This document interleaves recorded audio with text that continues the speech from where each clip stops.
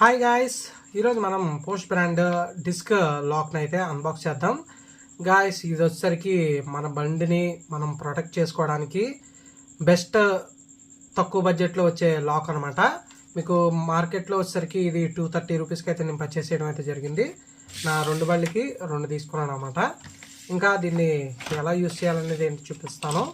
మీకు ఒక క్లాంప్ అయితే వచ్చింది, అలాగే రెండు కీస్ అయితే వచ్చినాయి.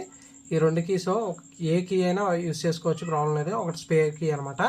జస్ట్ ఇక్కడ చిన్న నాచ్ ఉంది చూసారా, దాన్ని చూసి మనం ఈ ప్లేస్లో పెట్టి జస్ట్ రైట్ సైడ్ తిప్పితే అన్లాక్ అవుతుంది.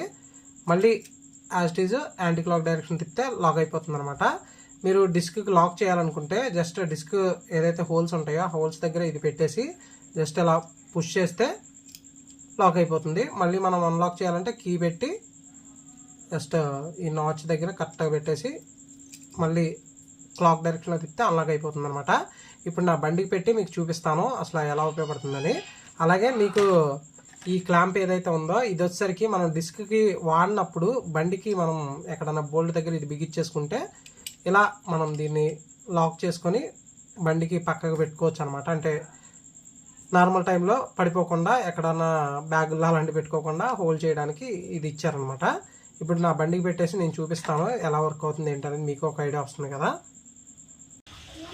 గాయస్, ఇలా మనకి డిస్క్ హోల్స్ ఉంటాయి కదా, ఈ హోల్స్ దగ్గరికి తీసుకెళ్ళి జస్ట్ ఇలా లోపల తీసుకెళ్ళి ఇలా పుష్ చేస్తే సరిపోద్ది, లాక్ అయిపోద్ది.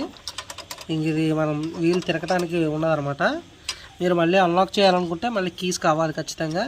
కీస్ యూస్ చేసి అన్లాక్ చేసి తీసుకోవడమే. అంటే పార్కింగ్లో అలా పెట్టినప్పుడు సేఫ్ సైడ్కి యూస్ చేసుకోవచ్చు అనమాట.